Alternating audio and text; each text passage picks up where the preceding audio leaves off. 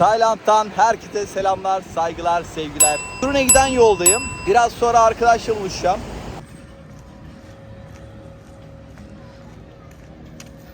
Evet, böyle Bangtao'da bir otele geldik. Cassia Otel diye. Kemal hocam şu an buraya yerleşti. Şöyle güzel bir otel. Butik bir otel. İskelesi var. Evet, otel misafirlerini buradan böyle dolaştırıyorlar.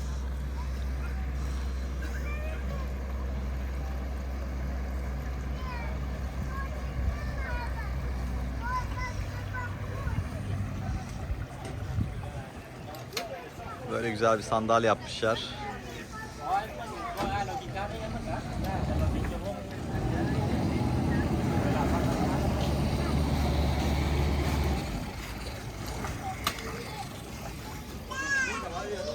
Ah, keyfe bak. Abiler böyle göl manzarasında kitaplarını almışlar. Böyle takılıyorlar. Hayat onlara güzel.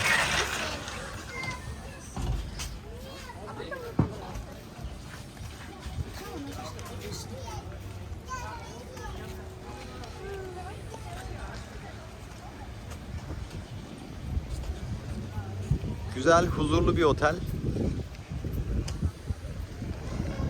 Evet, Kemal hocam check-in işlemlerini yapıyor. Abi otelini gezdim, bayağı güzelmiş. Güzel bir gölü var, böyle bir tekneyle dolaştırıyorlar insanları. Benden önce gördün otelin nasıl olduğunu. Tabii ön bir araştırma yapmam lazım.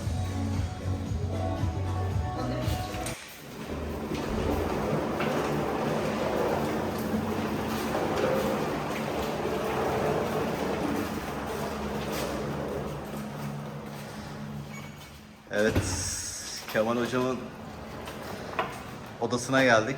Abi sana nasıl bir oda vermişler böyle ya? Havuz manzaralı, göl manzaralı.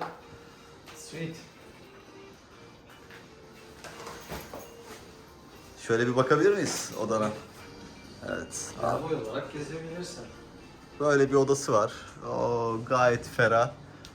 Abi odaya açılan pencereden şöyle bir of manzaraya bak. Vay Kemal hocam. Abi süper bir manzaram var. Burada yaşanır yani. Burada kalınmaz, yaşanır. Abi hemen burası göl, ön tarafı da deniz. Muhteşem. Böyle mutfağı var.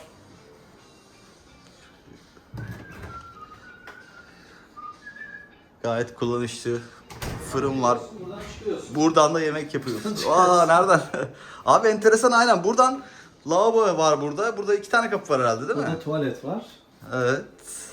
Burada Aynen, yatak banyosu var. odasına çıkıyor. Yatak odasına geçmiş. Banyo. Vay güzel yapmışlar. Bu herhalde corner suite ya da mimarisi böyle. Balkondan gösterelim sizlere. Vay vay vay, sabahlar olmasın. Burada.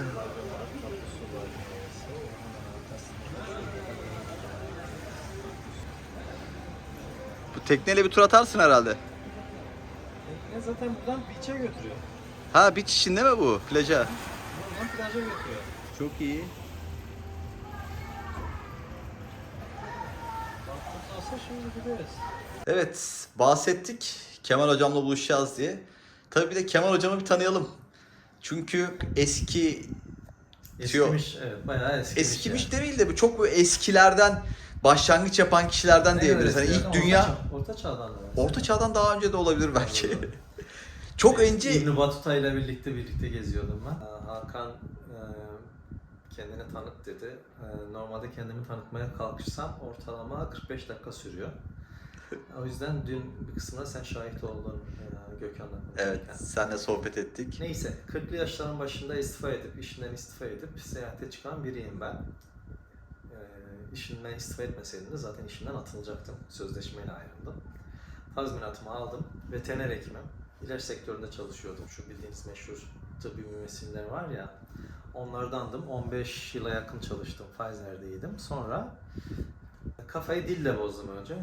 Hayatımın fırsatı elime geçmişti. Yurt dışına çıkma ve yurt dışında dil eğitimi almak için hayatımın fırsatı elime geçmişti. Tabii ne zaman geçmişti? İşte 15 yıl şirkette çalışıp 40'lı yaşlara geldikten sonra ben ne yaptım? Yeni Zelanda'ya başvurdum dil kursuna. Vize aldım, kabul edildi. Çıktım seyahate. Atladım uçağa. Önce geldim Tayland'a yolu kısaltmak için. Uzak bir yer malum. Derler ki hani dünya küresini alın, buradan İstanbul'dan bir şiş batırın. Çıktığı yer işte bizim şu Yeni Zelanda'nın olduğu Okyanusya tarafı. Önce Tayland'a geldim tabii yolu kısaltmak için ve asıl geliş amacım tabii bir de tatil yapmaktı. Bir ay Tayland'da kalıp hayatımın en uzun tatilini yaptım. Böyle hem geçmiş dünyayı geride bırakmanın ilk adımı oldu, hem de böyle gelecek dünyaya da yeni bir başlangıç oldu. Aslında tüm hayatım öyle sürecekmiş de o bir başlangıç olmuş. O tatil değil, aslında o da bir seyahat gibi oldu benim için. Çünkü ilk defa o zaman da birçok şey öğrendim o seyahatimde de. O zamana kadar yaklaşık 15 ülkeye kadar gezmiştim ama Asya'ya bu ikinci gelişimdi. Daha önce de Tayland'a gelmiştim. Sonra atladım gittim Yeni Zelanda'ya. Orada dil okuluna başvurdum. Dil okuluna yazıldım. Daha önce kaydım kabul edilmişti. İlk 3 aylık süreç sonrasında Christmas dönemi geldi. Yani okulun 3 ayı bitti. Arkadaşlarla birlikte biz gezmeye başladık. Yani aslında benim her şey bir kar topu gibi kendi kendine şekillendi. Yani öyle bir planım yoktu. Okuldan ayrılan kankim mi desem. Okuldan ayrılacakken Japonya'ya dönmeyip ben gezeceğim demişti. Ben de geleyim mi demiştim böyle. O da bakıp bana gel demişti. Enteresan bir başlangıç olmuş. Birlikte takılıp gezdik yani o zaman. Bu arada Kemal Hocam bu kaç yıl önce bu ilk başladığın? Güzel bir soru çünkü bu video izleyenlerin çoğu o zaman henüz daha kısa pantolonla geziyordu. 2009'dan bahsediyorum. 2009. Tabii o zamanlar böyle Instagram yok henüz yani. Instagram yok, şey yok, Yani çok sosyal YouTube'da medya. sadece kedi videoları izleniyor yani. Bir de öyle bir dönem. Facebook yeni çıkmış. Birkaç yıldır çıkmıştı. Herhalde 2-3 yıl olmuştu. Daha henüz Facebook'un bile ne olduğu çok anlaşılır değildi. O zaman ilklerdensin hani böyle bu kararı alıp dünya Öncü turu. olarak Evet. ilklerden. İlk derken benden önce çok gezen de var. Ama şöyle ilklerden. Seyahate çıkıp ama seyahate çıkmayıp aslında dil okuluna bir amaçla yurt dışına gidip sonra seyahat etmeye başlayıp sonra blogger olup sonra işte hala gezen, hala blogu var olan, hala hayatını bu rotada geçiren biriyim ben. Hani benden önce de gidip gezip gelenler vardı. Benden belki güzel gezenler vardı. O farklı bir şey. Yeni Zelanda'da kaldıktan sonra işte ilk böyle sırt çantalı geziyi keşfettiğim bir seyahate çıktım orada Yeni Zelanda'da ki zaten bu sırt çantalı gezi Avustralya ve Yeni Zelanda'dan doğmuş bir kültür. İlk defa hostelde kaldım. İşte ilk defa hostelde yemek pişirdim. O bir aylık rotada otobüsle tüm Yeni Zelanda'yı boydan boya biz gezdik. Ve o gezi bana çok şey öğretti ve çok böyle kafamda ampuller yaktırdı. Yani hani hayatta çözemediğiniz soru ve problemler vardır matematiksel. Bunları çözersiniz bir his olur ya, ben de o his oluştu. Çünkü içimde bir his vardı her zaman. Dünyayı gezeceğim, hep keşfedeceğim da nasıl olacağını bilmiyordum. Hani o böyle suya ilk atlayıp atlar atlamaz yüzmeyi öğrendiğim bir şey oldu benim için. Güzeldi. Güzel bir deneyim. Tüm hayatım ondan sonra değişti ama. Yani Auckland şehrinde kalıyordum Yeni Zelanda'da. Ben bu arada veteriner fakültesi okumuş biriyim. İlaç sektöründe çalıştım. Pazarlama konusunda master yaptım. 2 yıllık başka bir açık öğretimde okudum. Yani hani bayağı bir kariyer sahibi, bir üzerine dili ekleyince çok daha iyi bir kariyer rotası çizecekken hayatım bambaşka bir yere gitmeye başladı. O sırt çantalı geziden sonra ben döndüğüm dairemden ayrıldım. Auckland şehrinde deniz manzaralı, şununki gibi şu anda göster bakayım bak şu manzarayı. Böyle güzel manzaralı bir dairede kalıyordum. Epey de bir para ödüyordum. O ilk Yeni Zelanda'daki o sırt çantalı geziden sonra bir ay kadar sürdü o neredeyse. Döner dönmez oradan çıktım. Bir tane şişme yatak aldım. Yine Türk arkadaşların kaldığı böyle küçük bir yerde, bu otel odası kadar bir yerde. Birinin bir odası vardı, birinin bir odası vardı. Şurası mutfak alanı, şuraya da göster. Şurası mutfak alanı. Ben şu köşede diyelim ki şu masanın olduğu yere şişme yatağımı attım. 2-3 ay orada kaldım. Hayatıma yön çizmeye o noktada başladım. Orada şişme yatağın üzerinde başladım. Yeni Zelanda'da kalma planım vardı. Her şey Yeni Zelanda'dan kalmaya doğru evrilirken böyle çok kısa sürede ben vazgeçtim. Avustralya vizesine başvurdum. Bir hafta sonra kendimi Fiji'de buldum.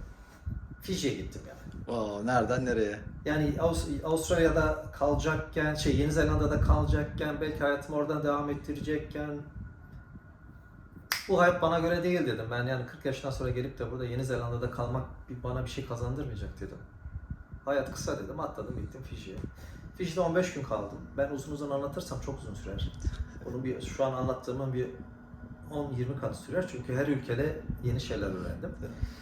Fiji'de işte couchsurfing yaptım. O zaman da couchsurfing şu an herkesin ağzında, herkes biliyor ama o zaman couchsurfing nedir dediğinde yani 100 kişiden bir kişi bilmezdi. Yani 100 seyahat edenden bir kişi biraz zor bilirdi o dönemde.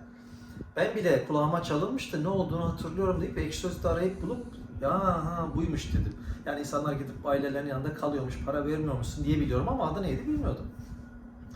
Onu bulmuştum öncesinde. Gittim ailelerin yanında kaldım. Oradan adalara geçtim. Adalarda kaldım. Bak 35 lira verdiğimde kahvaltı, öğle yemeği, akşam yemeği hostelde bir yatak odam vardı Fiji'de bir adada. 35 lira. 35. Türk parasıyla aynıydı Fiji dolarıyla Türk lirası. Ki 35 lira o zaman da çok büyük para değildi. Gerçekten çok büyük para değildi. O şartlarda Para değerliydi, alım gücümüz iyiydi ama öyle çok ahım bir para değildi yani. o şartlarda mesela yurt dışına çıkmak daha kolaydı değil mi? Yani Türkiye bütçesine göre Kolaydı ama o zaman da cesaret yok. tabii cesaret. Yani parası olan insan nereye giderdi? En fazla Kemer'e, Bele'ye, Alanya'ya, 5 yıldızlı otellere giderdi. Biraz daha böyle cesur olanlar turlara katılıp İtalya'ya, Avrupa'ya giderdi. Ama sen tek başına Şöyle 10 böyle yılda çıktın. biz çok farklı yere geldik. Bir dönem ben Avrupa'ya tek başıma gidiyordum. Benim tüm arkadaşlarım şaşırıyordu. Nasıl gidiyorsun, nasıl yapıyorsun sen bunu diye.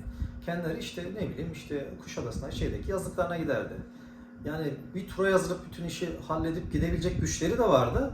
Ama o zaman bir şeydi yani böyle yurt dışına gitmek herkesin harcı değil gibi bir şeydi yani. Riskliydi biraz değil mi? Yok Herkesin yok hiçbir riski yoktu. Sadece şeydi insanlar böyle bir kültürü yoktu. Bu bir kültür yani. Herkes para kazanır ama herkes para harcayamaz.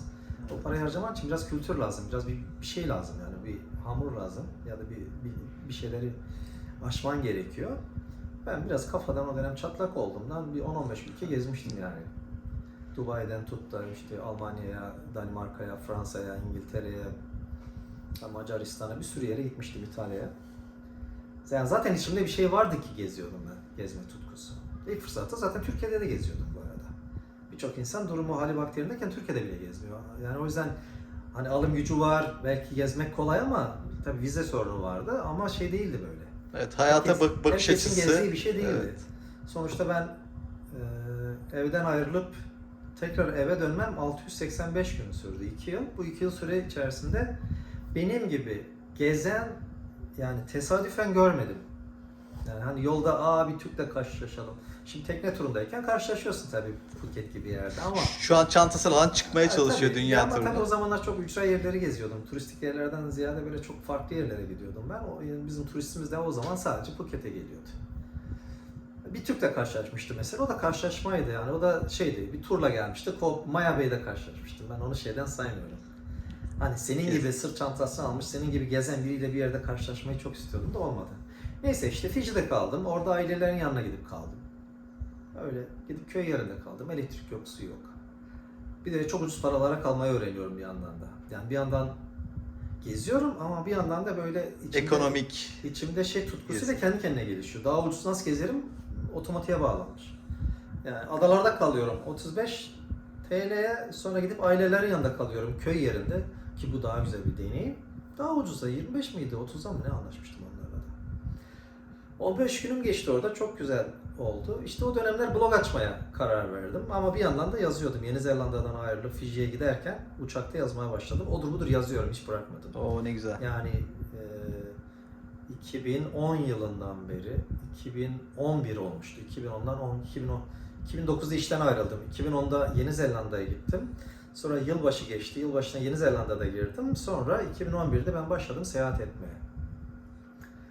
2011'de işte Fiji'ye gittim. 15 gün kaldım. Oradan Sydney'e geçtim.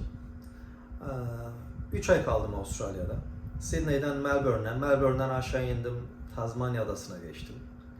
Tazmanya Adası'na 3 günlüğüne gitmiştim. 20 gün kaldım. İnanılmaz bir yer. Zaten hep belgesellerde gördüğüm bir adaydı.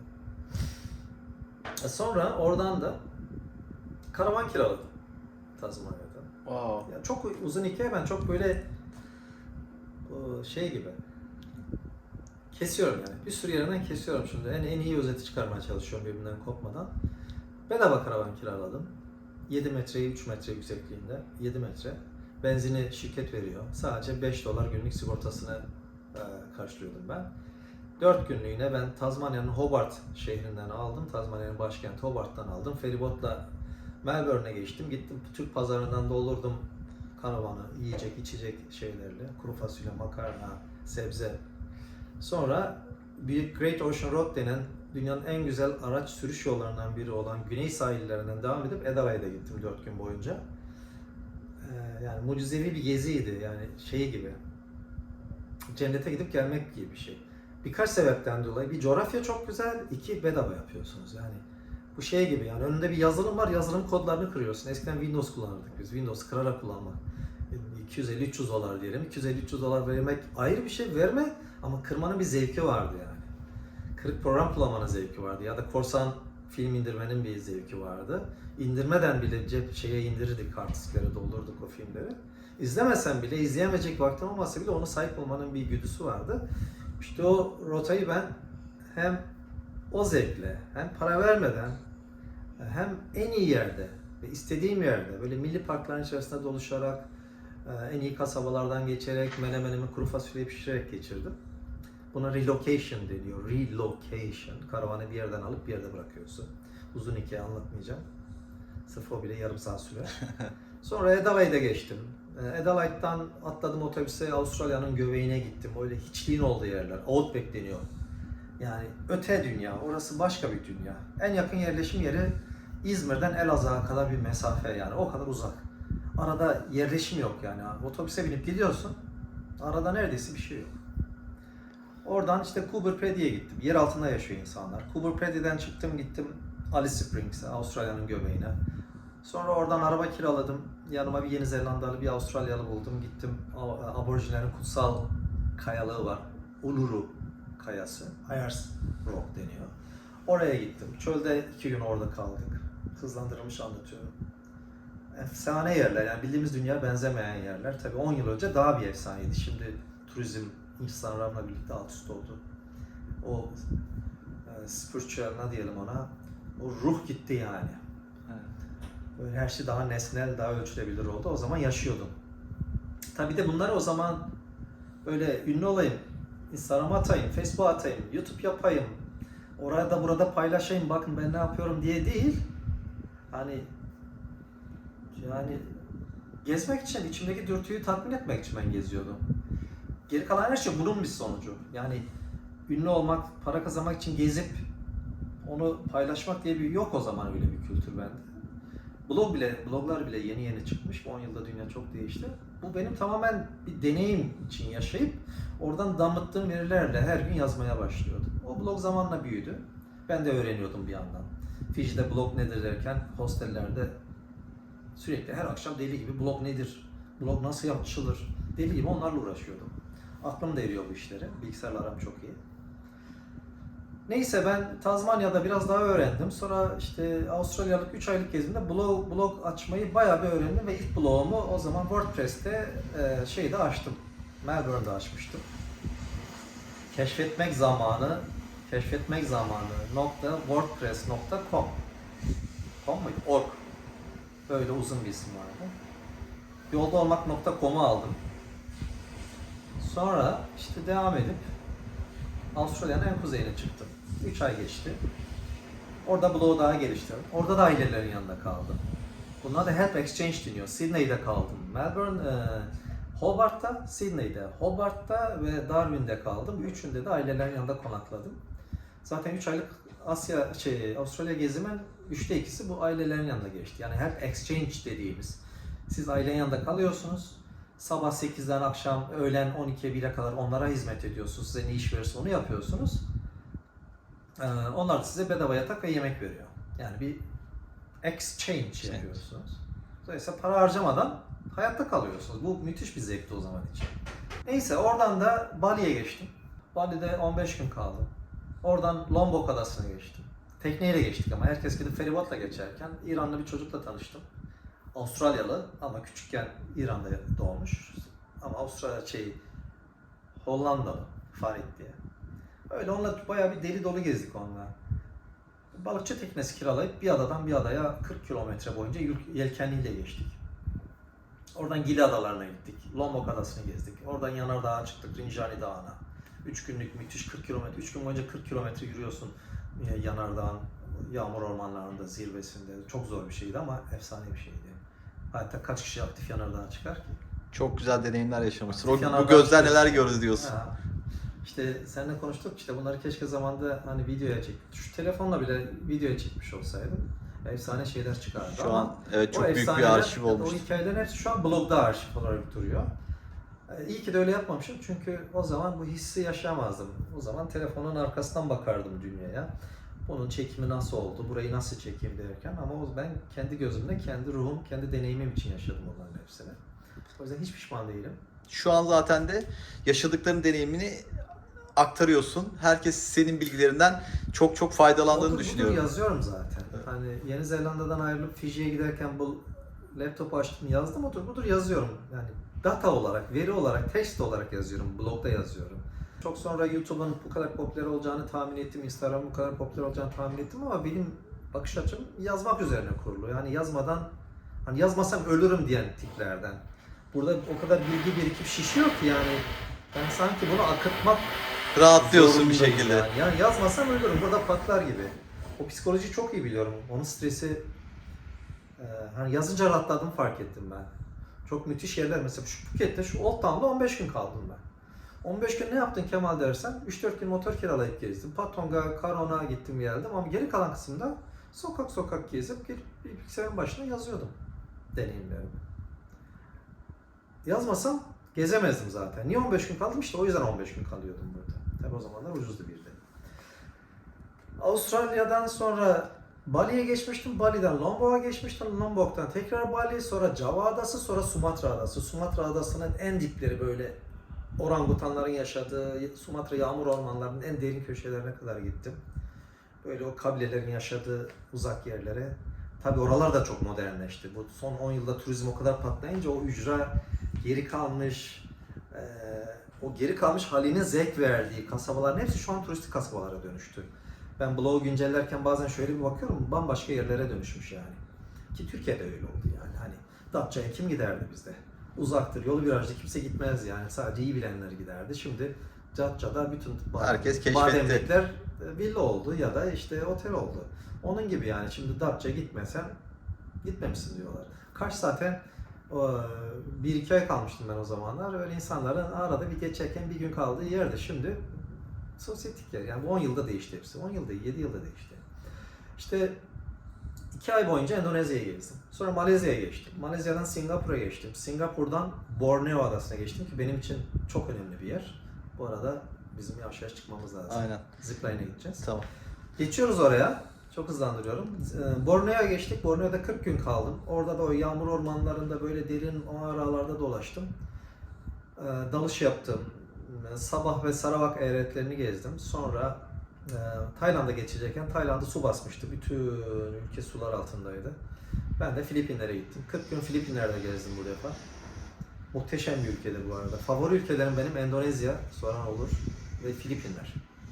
Hepsi güzel. Yani Kamboçya en geri kalmış, Laos bile güzel, ilginç ama hani böyle yaşanır, keşfetmesi bitmez dediğimiz yerler Endonezya ve Filipinler'dir. Filipinler'de de 40 gün kaldım. 40 günde normalde dünya turu yaparsın değil mi? Beğendin tabii. Bazı orada arkadaşlarım kaldın. vardı benim öyle. 2 gün orada kalıyordu. Bali'de 2 gün kalıyordu. Oradan işte Filipinler'e gidip orada 2 gün kalıyordu Boracay'da. Oradan uçuyordu diyelim ki geçiyordu. Machu Picchu'da 3 gün kalıyordu. Yani 45-50 günde dünya turu yapıp bitiriyorlardı. Benim düşün sadece 40 gün Borneo, 40 gün Filipinler, 15 gün Singapur, 2 ay, Sindire sindire. 2 ay Endonezya, 3 ay Avustralya, tabii 15 gün Fiji. Böyle hep içinde bir gong çaldıktan sonra gidiyordum. Sonra Borneo'dan Filipinler, Filipinler'den Singapur, Singapur'da 15 gün kaldıktan sonra oradan Malezya, bir aya yakın Malezya'da kaldım. Oradan geçtim Tayland'a. 2 ay kaldım Tayland'da. Sonra Laos'a gittim. Bir ay Laos'ta gezdim. Sonra tekrar Tayland. Tayland'da sonra Kamboçya'ya gittim. 1 ay Kamboçya, sonra tekrar Tayland. Sonra tekrar Malezya, tekrar Singapur, tekrar Malezya derken sonra aradan 685 gün geçmişti. 2 yıla yakın.